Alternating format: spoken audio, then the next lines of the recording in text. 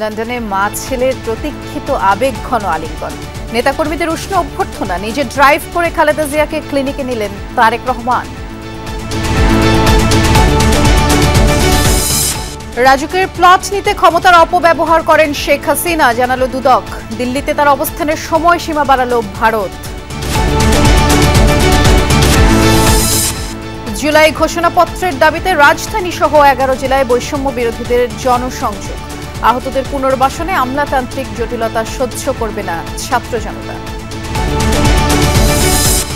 3 দফা দাবিতে প্রধান উপদেষ্টার কাছে চাকরিচ্যুত বিডিআর সদস্যদের স্মারকলিপি। কাল বিস্ফোরক মামলার রায়ের পর ছাড়বেন শাহবাগ। দেশে নিত্যপণ্যের দাম এখনো সহনশীল নয়, মানছে সরকার। মূল্যস্ফীতি কমানোই মূল চ্যালেঞ্জ। একনেক সভায় 10 প্রকল্প অনুমোদন। মূল্যস্ফীতি এখনো বেশি আছে, তবে এই মূল্যস্ফীতিটা সবচেয়ে বেশি গায়ে লাগে যাদের নির্দিষ্ট আয়ের মানুষ। বিগত সরকারের চুরির জন্য শিল্প খাতে বাড়াতে হচ্ছে ট্যাক্স, জানালেন বাণিজ্য উপদেষ্টা। অবৈধ মজুদের কারণেই চালের বাজার অস্থির। চ্যাম্পিয়ন্স ট্রফিতে খেলা নিয়ে বিসিবিকে 2-3 দিনের মধ্যে সিদ্ধান্ত জানাবেন তামিম। বোলিং পরীক্ষার চূড়ান্ত ফলের উপর নির্ভর সাকিবের ফেরা। আসলে তার মুখ থেকে শোনা কিংবা তার কাছ থেকে বক্তব্যটা ইজ ভেরি ইম্পর্টেন্ট।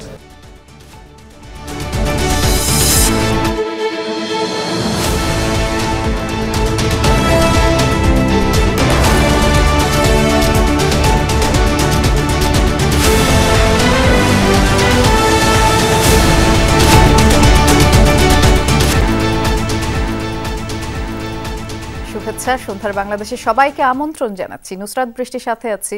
শিরোনামগুলো শুনছিলেন। Akish Bashir brings the true 700 ppm clear glass in Bangladesh. Akish Bashir Glass. দীর্ঘ 7 বছর পর দেখা হলো মা ছেলের। হিথ্রো বিমানবন্দরে খালেদা জিয়া তারেক রহমানের আলিঙ্গনে আবেগঘন পরিবেশ তৈরি হয়। বিএনপি চেয়ারপারসনকে নিয়ে গতরাতে ঢাকা থেকে রওনা হওয়া বিশেষ বিমানটি লন্ডনে পৌঁছায় স্থানীয় সময় বুধবার সকাল 9টা নাগাদ। এ সময় খালেদা জিয়ার বড় ছেলে এবং বিএনপির ভারপ্রাপ্ত চেয়ারম্যান তারেক রহমান ও পুত্রবধূ জুবাইদা রহমান ছাড়াও উপস্থিত ছিলেন দলের উচ্ছ্বসিত নেতাকর্মীরা।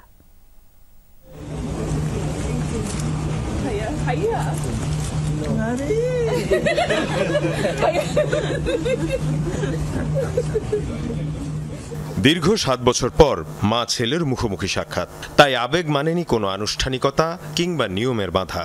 বিএনপি চেয়ারপারসন খালেদা জিয়াকে স্বাগত জানাতে তার বড় ছেলে বিএনপির ভারপ্রাপ্ত চেয়ারম্যান তারেক রহমান এবং পুত্রবধূ জুবাইদা রহমান হিথ্রো বিমানবন্দরে উপস্থিত হন।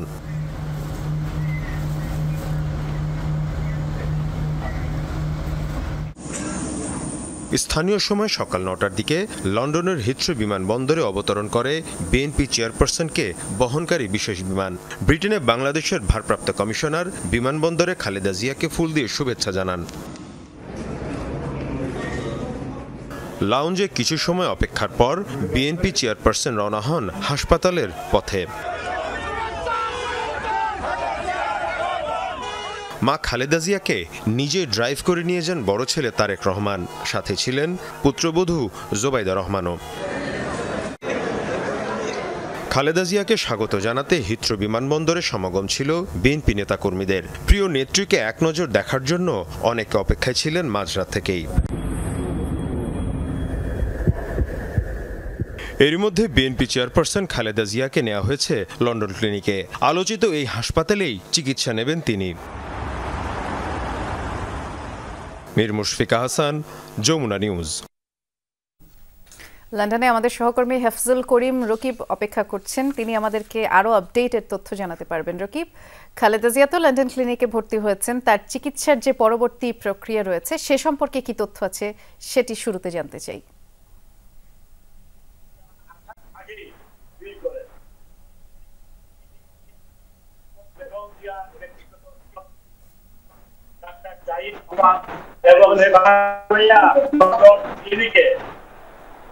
শুনতে পাচ্ছেন আপনি রকিব? সমস্ত বাংলাদেশে যে ওনাকে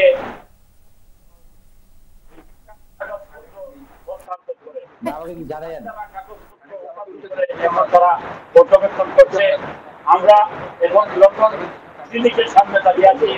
এখনো লন্ডন ক্লিনিকের ভিতরে এবং খালেদা জিয়ার দলের স্থায়ী কমিটির সদস্য ডাক্তার জাহিদ, অন্যান্য চিকিৎসকরা এবং বিএনপি সভাপতি, সাধারণ সম্পাদক এবং অন্যান্য কয়েকজন সিনিয়র নেতা এখনো লন্ডন ক্লিনিকের ভিতরে আছেন। তারা এখনো বের হননি। আমরা অপেক্ষা করছিলাম তারা যদি বের হতেন তাহলে তাদের আমরা বক্তব্য নেওয়ার চেষ্টা। আমার সহকর্মী রকিব আছেন সেখানে, আমরা পরবর্তীতে রকিবের মাধ্যমে আরো আপডেট আপনাদেরকে জানাবার চেষ্টা করব। পরের সংবাদে যাচ্ছি। শেখ হাসিনা ও তার পরিবারের রাজুক থেকে প্লট গ্রহণে ক্ষমতার অপব্যবহারের প্রমাণ পেয়েছে দুদক, জানিয়েছেন সংস্থার মহাপরিচালক মোহাম্মদ আক্তার হোসেন। যে কোনো সময়েই মামলা হতে পারে।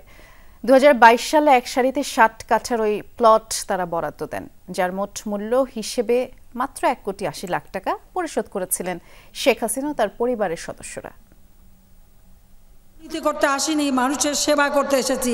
শেখ মুজিবের মেয়ে দুর্নীতি করে না। বালু নদীর পাড়ে পূর্বাচল প্রকল্পের ডিপ্লোম্যাটিক জোনের 27 নম্বর সেক্টরে 203 নম্বর রোডের এই প্লটটি বরাদ্দ দেওয়া হয় সাবেক প্রধানমন্ত্রী শেখ হাসিনাকে। 2022 সালের 31 অগাস্ট থেকে রাজধানী উন্নয়ন কর্তৃপক্ষের 10 কাঠার এই প্লটটি তার। শেখ হাসিনা পরিবারের আরও 5 জনকেও একই জায়গা বরাদ্দ দেওয়া হয় একই পরিমাণ প্লট। 3 লাখ টাকা কাঠা দরে 10 কাঠা প্লট সবগুলো। শেখ হাসিনার মেয়ে সাইমা ওয়াজেদের নামেও একই পরিমাণ সম্পত্তি। একই তারিখে ভাই বোনকে প্লট বরাদ্দ দেয় রাজক। শেখ হাসিনার বোন শেখ রেহানা সিদ্দিক ওই প্লটটি বরাদ্দ পান একই বছরের 12 অক্টোবর। বঙ্গবন্ধু মেমোরিয়াল ট্রাস্টের পরিচয়ে আরও 2টি প্লট বরাদ্দ দেওয়া হয় শেখ রেহানার ছেলে রাদওয়ান মুজিব সিদ্দিক ববিকে। প্লট নিয়েছেন মেয়ে আজমিনা সিদ্দিকও। এক সারিতে 6টি প্লট, পুরো 60 কাঠা প্লটের চারপাশ ঘিরে ফেলা হয় প্রাচীর দিয়ে। কাঠাপ্রতি 3 লাখ টাকা হিসাবে প্রতিটি প্লটের মূল্য নির্ধারণ করা হয় মাত্র 30 লাখ টাকা। 60 কাঠার মোট মূল্য 1,80,00,000 টাকা পরিশোধ করেন শেখ হাসিনা ও তার পরিবারের সদস্যরা। এসব অভিযোগের অনুসন্ধান শুরু করে দুদক। মহাপরিচালক জানান অনুসন্ধানের অগ্রগতির কথা। অনুসন্ধান দল প্রতিবেদন দাখিল করলে আমরা আপনাদেরকে শীঘ্রই আমরা আপনাদেরকে ভালো সংবাদ দিতে পারব। আমরা যে রেকর্ডপত্র পেয়েছি তাতে সুস্পষ্টভাবে ক্ষমতার অপব্যবহারের এখানে প্রমাণাদি রয়েছে। এছাড়াও শেখ হাসিনা পরিবারের বিরুদ্ধে বিমানবন্দরের 3rd টার্মিনাল, রূপপুর পারমাণবিক বিদ্যুৎ কেন্দ্র সহ বিভিন্ন মেগা প্রকল্প থেকে হাজার হাজার কোটি টাকা হাতিয়ে নেওয়ার অভিযোগ রয়েছে দুদকের অনুসন্ধানে। শীঘ্রই শেখ হাসিনা সহ তার পরিবারের সদস্যদের জিজ্ঞাসাবাদের জন্য তলব করে আত্মপক্ষ সমর্থনের সুযোগ দেওয়া হবে বলেও জানান দুদক মহাপরিচালক। তাদেরকে অবহিত করা হবে তাদের বক্তব্য প্রদানের জন্য, আত্মপক্ষ সমর্থনের সুযোগ নেবার জন্য। রাজীব আহমেদ, যমুনা নিউজ, ঢাকা। বাংলাদেশের ক্ষমতাচ্যুত প্রধানমন্ত্রী শেখ হাসিনার ভারতের অবস্থানের মেয়াদ বৃদ্ধি করেছে দেশটির সরকার। আর এই ঘটনার সমালোচনা করে বিএনপির সিনিয়র যুগ্ম মহাসচিব রুহুল কবির রিজভী বলেছেন, এর মধ্য দিয়ে ভারত তাদের গণতন্ত্রকে অবমূল্যায়ন করেছে। গণহত্যা, মানবতা বিরোধী অপরাধের অভিযোগে বিচারের মুখোমুখি করতে বাংলাদেশ যখন শেখ হাসিনাকে ফেরত চাইছে, তখন তার অবস্থানের মেয়াদ বাড়িয়েছে ভারত। বিষয়টি সম্পর্কে জানেন এমন ব্যক্তিদের বরাত দিয়ে হিন্দুস্তান টাইমস এক প্রতিবেদনে বলেছে, শেখ হাসিনার ভারতবাস দীর্ঘায়িত করার সুযোগ দিতেই সম্প্রতি তার অবস্থানের মেয়াদ বাড়ানো হয়। কোন ভাষা এবং সাহিত্যে ভারত সরকারের এমন সিদ্ধান্তে ক্ষুব্ধ বিএনপি। দলের সিনিয়র যুগ্ম মহাসচিব রুহুল কবির রিজভী বলেন, দিল্লির সিদ্ধান্ত ইতিবাচক হিসেবে নেয়নি বাংলাদেশের মানুষ।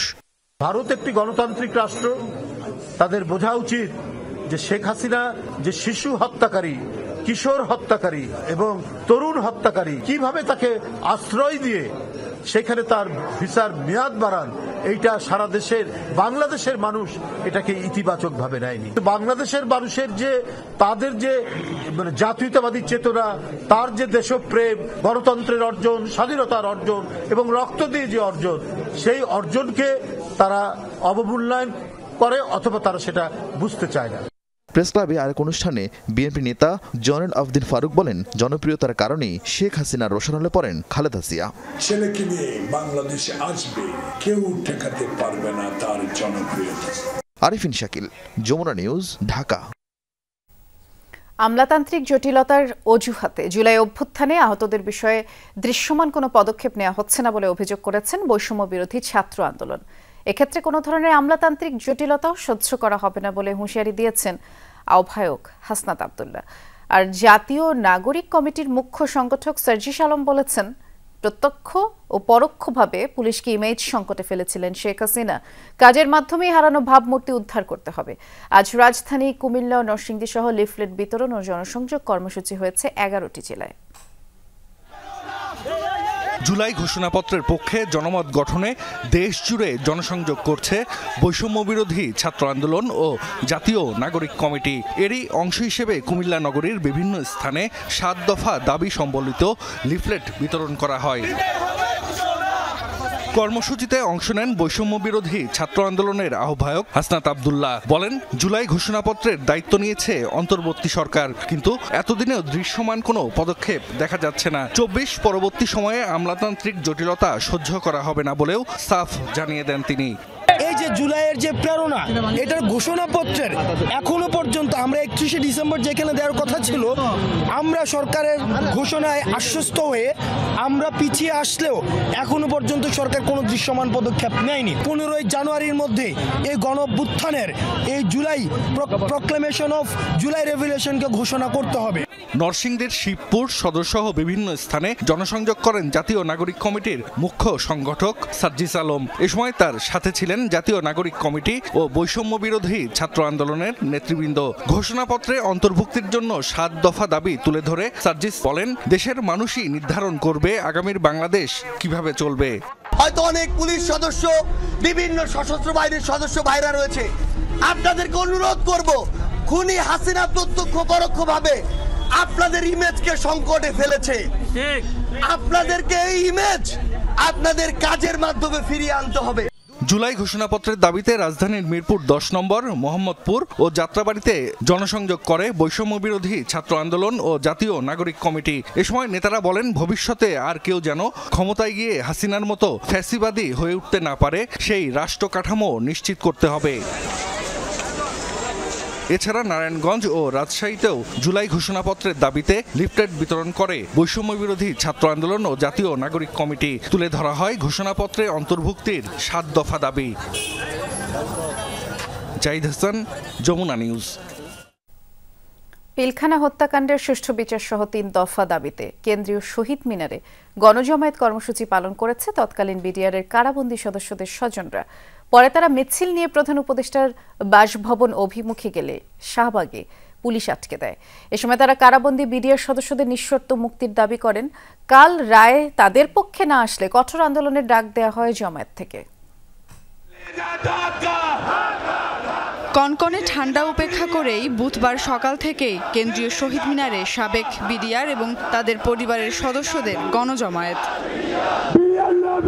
2009 সালে ঘটে যাওয়া পিলখানা হত্যাকাণ্ডের সুষ্ঠু বিচার সহ 3 দফা দাবি জানান তারা। তাদের সঙ্গে একাত্মতা পোষণ করে বৈষম্য বিরোধী ছাত্র আন্দোলন। যারা জেলে আছে দীর্ঘদিন ধরে, তারা অনেক কষ্টে আছে, নিরপরাধ বিডিআর সবার মুক্তি চাই এবং আমাদের সবারই চাকরি পুনর্বহাল চাই। আমি আমার পুনরায় সেই বিডিআরের সম্মান ফিরে পেতে চাই। যে বিডিআররা দেশের সীমান্ত রক্ষা করে দেশের সাথে চাকরি বাকরি করে তার সন্তান পরিবার পরিজনকে দেখবে, উল্টো পরিবার পরিজনদের তাদের দেখাশোনা করতে হয় কেন? সঠিক কারণ উদ্ঘাটন করে বিচার করতে হবে এবং মৃত বিডিআর সদস্যদের পরিবারকে ক্ষতিপূরণ সহ পুনর্বাসন করতে হবে। কমিশনকে স্বাধীনভাবে কাজ করার সুযোগ প্রদান করতে হবে। দুপুরে শহীদ মিনার প্রাঙ্গণ থেকে স্মারকলিপি নিয়ে প্রধান উপদেষ্টার কার্যালয়ে যাত্রা শুরু করেন তারা। তবে পুলিশের বাধার মুখে শাহবাগ মোড়েই আটকে যায় মিছিল। সেখানে শুরু হয় অবস্থান কর্মসূচি। সেখান থেকে ছাত্র এবং সাবেক বিডিআর সদস্যদের 9 জনের একটি দল যায় প্রধান উপদেষ্টার কার্যালয়ে। লিখিত 9 জন সদস্য আমরা পাঠিয়েছি এখান থেকে। তারা তাদের ন্যায্য অধিকার প্রধান উপদেষ্টার মহোদয়ের কাছ থেকে বুঝে নিয়ে আসবে। উনি যদি ওখান থেকে যদি প্রধান উপদেষ্টা মহোদয় যদি আমাদের ন্যায্য অধিকার আমাদেরকে বুঝিয়ে দেয়, ইনশাল্লাহ আমরা রোড ছেড়ে দেব। প্রধান উপদেষ্টার কার্যালয় থেকে প্রতিনিধি দল ফিরে এলে শাহবাগ মোড়েই ঘোষিত হয় পরবর্তী কর্মসূচি। কালকে আপনারা জানেন কোর্টে শুনানি আছে, যদি সেইখানে আমরা ন্যায় বিচারের কোনো ইঙ্গিত না পাই, আমরা শাহবাগ ব্লকেট করব। সন্ধ্যায় শাহবাগ মোড় ছেড়ে দেন তারা। 9 জানুয়ারি বিস্ফোরক মামলার শুনানি পর্যন্ত অপেক্ষা করা হবে শহীদ মিনার চত্বরে। দাবি আদায় না হওয়া পর্যন্ত চলবে এই কর্মসূচি। সুমাইয়া ঐশী, যমুনা নিউজ, ঢাকা। আমরা চাকরিচ্যুত বিডিআর সদস্যদের কর্মসূচি সম্পর্কে আরো বিস্তারিত জানবো। শহীদ মিনারের সহকর্মী ফয়সাল মাহমুদ অপেক্ষা করছেন। ফয়সাল, পরবর্তী পদক্ষেপ সম্পর্কে আসলে জানতে চাচ্ছিলাম, কিছু জানা গেল কি?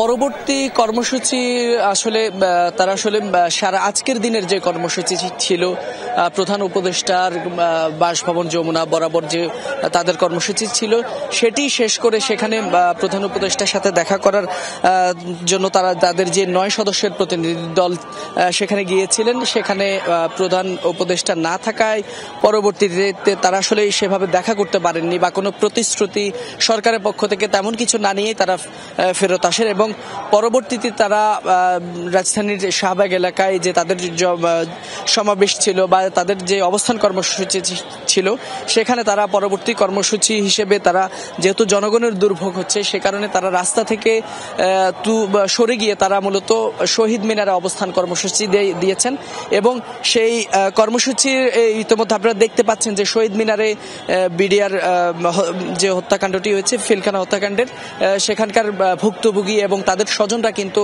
শহীদ মিনারের অবস্থান নিয়েছেন এবং তারা বলছেন যে আগামীকালকের যে বিডিআর হত্যাকাণ্ডের যে মামলাটির শুনানি রয়েছে সেই শুনানির উপর দিকে তারা তাকিয়েছেন। সেখান থেকে কি সিদ্ধান্ত আসে সেই সিদ্ধান্তের উপরেই পরবর্তী কার্যক্রম তারা নির্ধারণ করবেন। তবে তারা বলছেন আপাতত আগামীকাল পর্যন্ত তারা শহীদ মিনারে অবস্থান নেবেন এবং কালকে দুপুরের পরেই তারা তাদের পরবর্তী কর্মসূচি ঘোষণা করবেন। বেশ বিস্তারিত করে জানাচ্ছিলেন, ধন্যবাদ ফয়সাল। দেশে নিত্যপণ্যের দাম এখনো সহনশীল নয়, বিশেষ করে ভোজ্য তেলের বাজারে জটিলতা আছে, যে পণ্যে বাংলাদেশ কখনো স্বয়ংসম্পূর্ণ হবে না বলে মন্তব্য করেছেন পরিকল্পনা উপদেষ্টা ডক্টর ওয়াহিদ উদ্দিন মাহমুদ।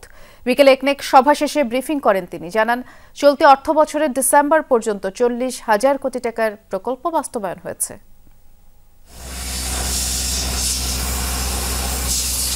কথা ছিল বাস্তবায়ন ধীর, এমন প্রকল্পের মেয়াদ বাড়াবে না অন্তর্বর্তী সরকার, সেজন্য বাদ দেয়া হচ্ছে অলাভজনক উদ্যোগ। সংশোধনের জন্য ফেরতও পাঠানো হয়েছে অনেক প্রস্তাব। ইদানিং সেই অবস্থান থেকে বেরিয়ে প্রকল্প সংশোধনের সুপারিশ অনুমোদন করছে পরিকল্পনা বিভাগ। বলা হচ্ছে যেসব প্রকল্প শেষ পর্যায়ে সেগুলো দ্রুত শেষ করতেই এই সিদ্ধান্ত।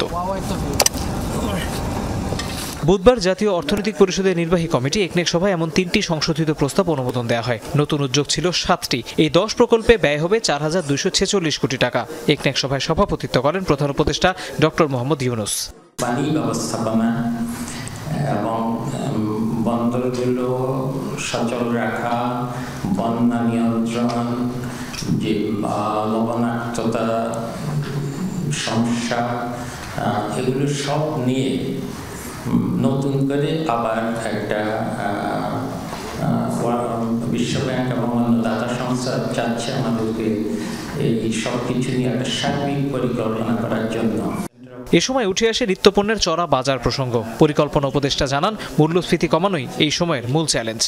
এটা কি আসলে কমা নাকি, মানে 12% কত থেকে 11% কত হয়েছে যেন, তার মানে মূল্যস্ফীতি এখনো বেশি আছে। তবে এই মূল্যস্ফীতিটা সবচেয়ে বেশি গায়ে লাগে যাদের নির্দিষ্ট আয়ের মানুষ। পরিকল্পনা উপদেষ্টা জানান, অন্তর্বর্তী সরকার দায়িত্ব নেয় আগামীতে প্রকল্প বাস্তবায়নের গতি কমবে, কেননা গত অর্থ বছরের একই সময় প্রকল্পের পেছনে খরচ হয়েছিল 62,000 কোটি টাকা। এবার সেই অঙ্কটা 40,000 কোটি। তৌহিদ হোসেন, যমুনা নিউজ, ঢাকা।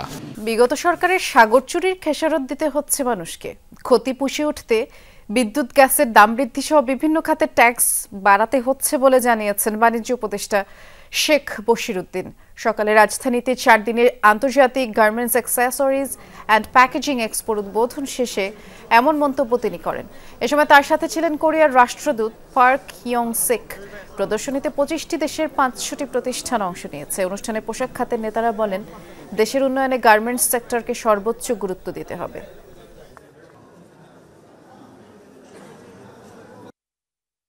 যারা পাচার করেছে, যারা এই অন্যায়গুলো করেছে, এই সাগর পরিমাণ যে অন্যায় করেছে, আজকে আমাদের সকলকে এর ভার বইতে হচ্ছে।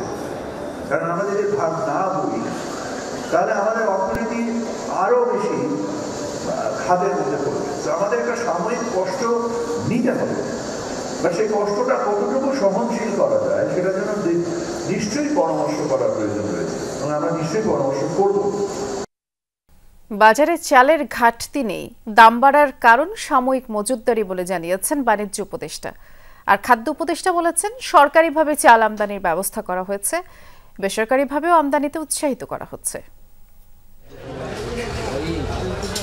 এখন আমনের ভরা মৌসুম, বাজারে এসেছে নতুন চাল, কিন্তু দাম কমেনি, বরং বেড়েছে। মোটা চালের দাম বেড়েছে সবচেয়ে বেশি।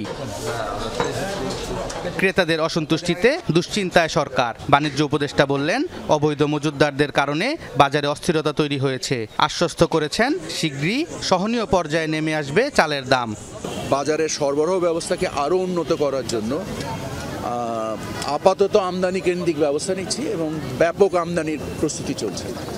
সো এই আমদানির ব্যাপকতার ফলে স্থানীয় বাজারে আমাদের ধারণা মূল্য হ্রাস ঘটবে, কিন্তু যারা মজুত করছেন তারা ভোক্তাদের কষ্টে হয়তোবা সাময়িক মুনাফা করছেন। সচিবালয়ে খাদ্য উপদেষ্টা জানান, সরকারি ও বেসরকারিভাবে চাল আমদানির কথা।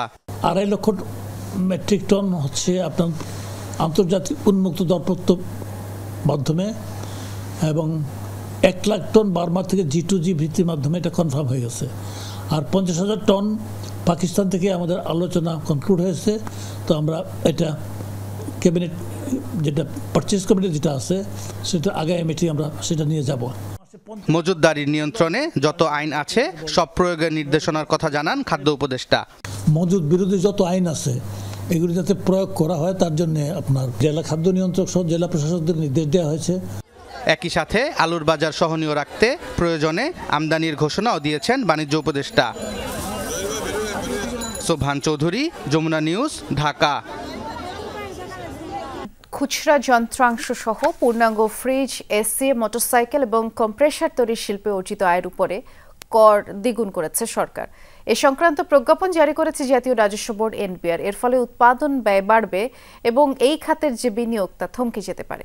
বিশ্লেষকরা বলছেন, অর্থ বছরের মাঝপথে এসে কর বৃদ্ধির সিদ্ধান্তই টেকসই কোনো পন্থা নয়। মোট দেশজ উৎপাদন বা জিডিপিতে বাড়ছে শিল্প খাতের অবদান, বিদেশি উদ্যোগের সঙ্গে পাল্লা দিয়ে বাড়ছে স্থানীয় উৎপাদন। তবে অর্থ বছরের মাঝপথে এসে কর ব্যবস্থায় পরিবর্তন আনছে সরকার। এর অংশ হিসেবে খুচরা যন্ত্রাংশ সহ পূর্ণাঙ্গ ফ্রিজ, এসি, মোটরসাইকেল ও কম্প্রেসার তৈরির শিল্পে দ্বিগুণ করা হয়েছে আয়কর। এনবিআরের এক প্রজ্ঞাপনে সংক্রান্ত নির্দেশনা দেওয়া হয়েছে।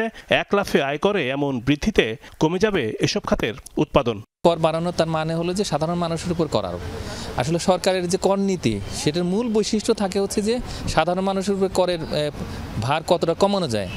বিশেষ করে নিম্ন আয়ের যারা মানুষ, সীমিত আয়ের মানুষ, তাদের উপরে যেন করের ভারটা বেশি না পড়ে, সামাজিক ন্যায় বিচারের জায়গা করের, তো সেটা কিন্তু আর থাকছে না।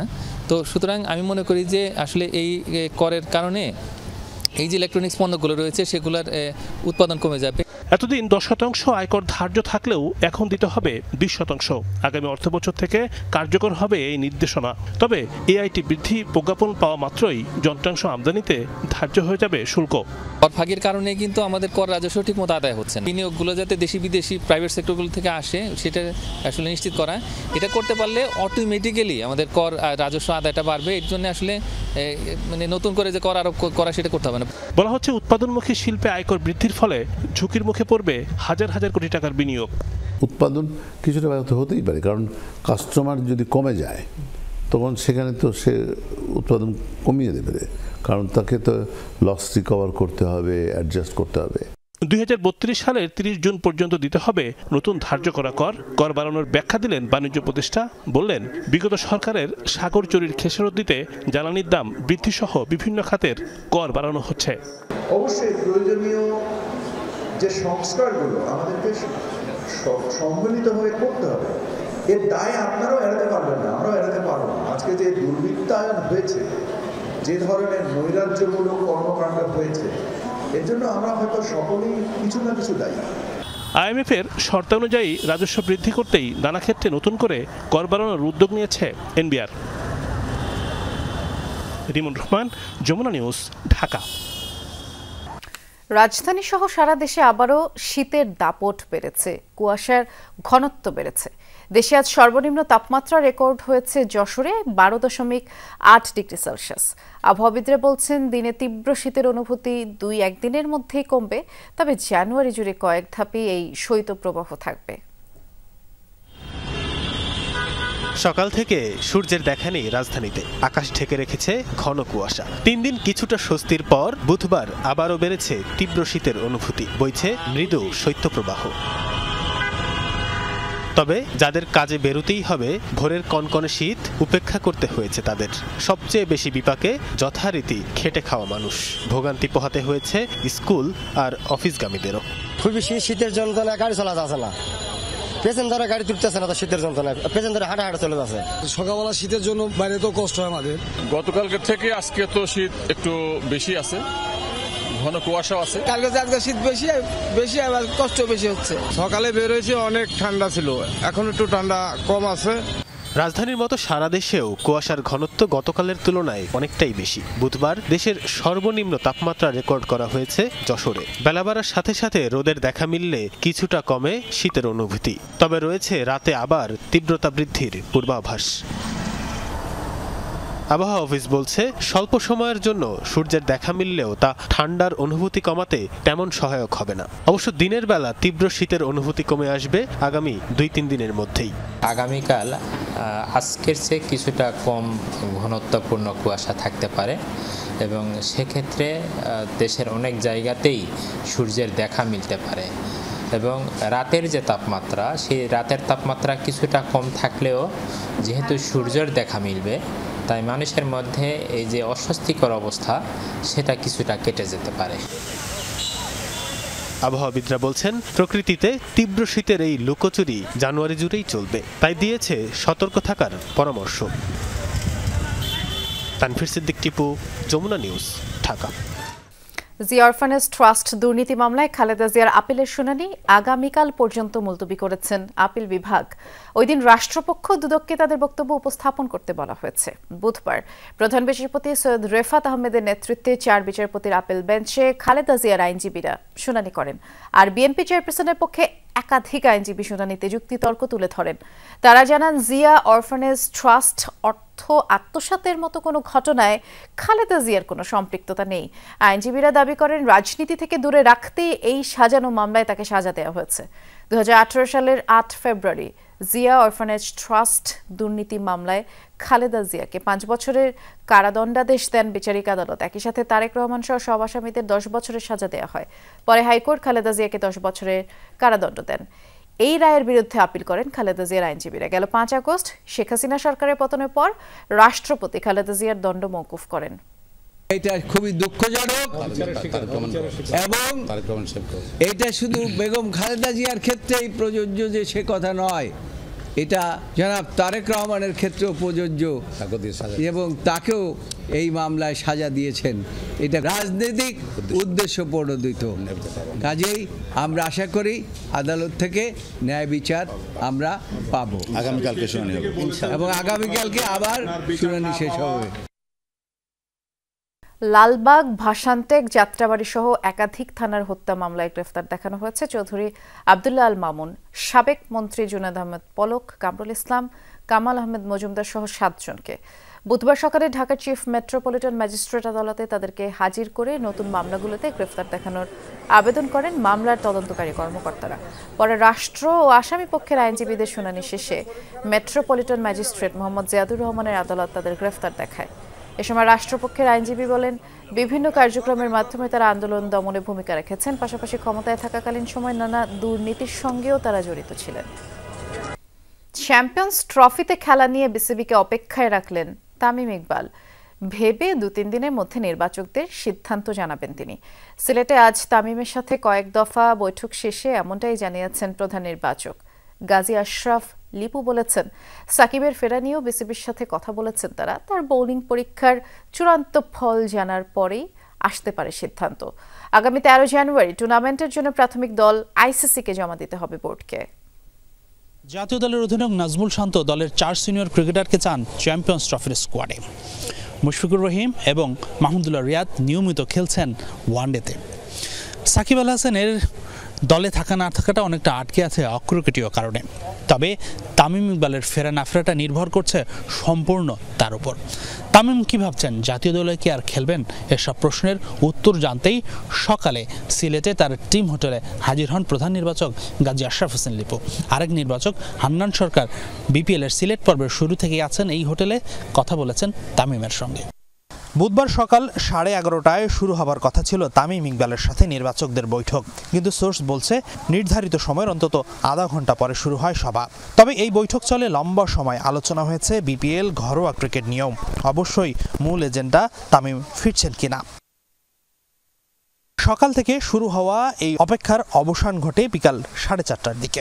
গুঞ্জন আছে তামিমের সাথে 2 দফায় বৈঠক হয়েছে নির্বাচকদের, কেননা প্রথম দফায় নাকি জাতীয় দলের ফেরার সম্ভাবনাটা নাকচ করে দিয়েছিলেন তামিম। দ্বিতীয় দফার আলোচনায় অনেকটা মান ভেঙেছে তামিমের। বিকেলে সবার আগে হোটেল ছাড়েন নির্বাচক হান্নান সরকার, এরপর লবিতে আসেন প্রধান নির্বাচক। গণমাধ্যমের মুখোমুখি হয়ে জাতীয় দলের সাবেক অধিনায়ক জানালেন বিস্তারিত। এই ব্যাপারটা নিয়ে এর আগে হয়তো তামিমের সঙ্গে আমাদের আরেকটু আলোচনা হতে পারত। তো যাই হোক, সামনে আমাদের একটা বড় ইভেন্ট আছে, আলোচনা হয়েছে, বাট কোনো আলোচনায় কিন্তু সঙ্গে সঙ্গে একটা সিদ্ধান্ত ওই মুহূর্তেই উপনীত হওয়া যায় না। সিদ্ধান্ত নিতে তামিমকে সময় দিতে বললেও বিসিবির হাতে কিন্তু বেশি সময় নেই। 12 জানুয়ারির মধ্যে আইসিসির কাছে চ্যাম্পিয়ন্স ট্রফির জন্য প্রাথমিক দল দিতে হবে বিসিবিকে। তবে লিপু বলছেন, পরিকল্পনা সব ঠিক করাই আছে। 2-3 দিনের মধ্যেই তামিম নিজেই জানাতে পারেন সিদ্ধান্ত। আসলে তার মুখ থেকে শোনা কিংবা তার কাছ থেকে বক্তব্যটা ইজ ভেরি ইম্পর্টেন্ট। আশাটা আমার মনে হয় যে just we have to wait, হয়তো আরও দিন 2-1 আমাদের একটু ওয়েট করতে হবে। তামিমের বিষয়টা যতটা সহজ, সাকিব আল হাসানের ফেরাটা ততটা সহজ নয় মোটেও। তবে সাকিবের খেলার পথটা অনেকটা সুগম হয়েছে এমন ধারণা মিলছে বিসিবির বিভিন্ন মাধ্যম থেকে। গাজী আশরাফ হোসেন লিপুর কথাতেও মিলল তারই ইঙ্গিত। তবে সবার আগে সাকিবের বোলিং অ্যাকশন টেস্টের ফলাফল আসার অপেক্ষা। আমাদের এই প্রক্রিয়ার জন্য অ্যাভেলেবেল আছেন কি না সেটা এখনও আমরা উত্তর পুরোপুরি পাইনি, আংশিক একটা পেয়েছি, কিন্তু যেহেতু আবার একটা শোনা যাচ্ছে তিনি অংশগ্রহণ করেছেন, তো সেটার জন্য ওয়েট করতে হবে। তামিমের বিপিএল দলের সতীর্থ হওয়ায় নাজমুল হোসেন শান্ত আছেন একই হোটেলে। নাজমুলের সাথেও চ্যাম্পিয়ন্স ট্রফির দল নিয়ে আলোচনা হয়েছে নিশ্চিত করেছেন লিপু।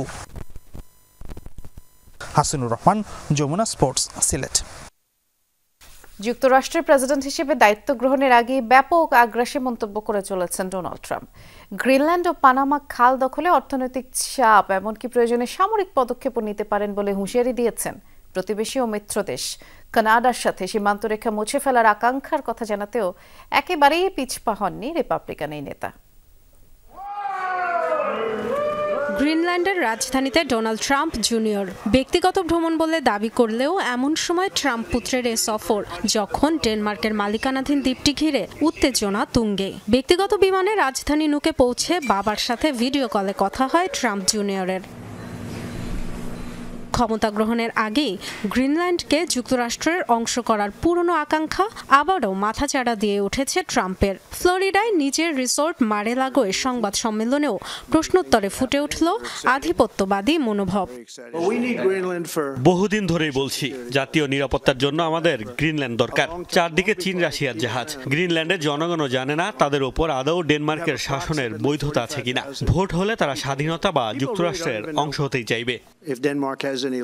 গ্রিনল্যান্ডের পাশাপাশি পানামা খালের দখল নিতেও তৎপর ট্রাম্প। উভয় ক্ষেত্রেই যুক্তরাষ্ট্রের জাতীয় নিরাপত্তার অজুহাত নবনির্বাচিত মার্কিন প্রেসিডেন্টের। পানামা খাল তৈরি হয়েছিল আমাদের সামরিক বাহিনীর জন্য, আর এখন পরিচালনা করছে চীন। খালটি পানামাকে দেয়া হয়েছে, চীনকে নয়, কিন্তু পানামা উপহারের অপব্যবহার করছে। কানাডার উপর 25% শুল্ক আরোপের সিদ্ধান্ত মনে করিয়ে দেন ট্রাম্প। শুধু তাই নয়, নিজেদের চেয়ে বড় আয়তনের দেশটিকে যুক্তরাষ্ট্রের 51তম অঙ্গরাজ্য হিসেবে ঘোষণার পক্ষেও যুক্তি দেন। কানাডা ও যুক্তরাষ্ট্র বিশেষ কিছু হতো। কৃত্রিমভাবে আকাশ সীমান্ত রেখা থেকে মুক্ত হলে দেখতে কেমন হতো একবার ভাবুন। জাতীয় নিরাপত্তার জন্য বহুগুণ ভালো হতো। ভুলে যাবেন না, কানাডার সুরক্ষা আমরাই দেই।